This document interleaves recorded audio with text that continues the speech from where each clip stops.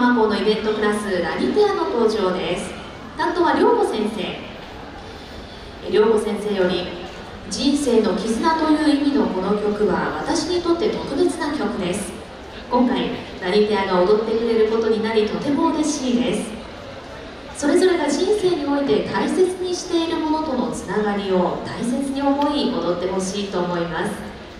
皆様にもラニテアのダンスを通じて人生における大切なものを思い出していただけたら幸いです。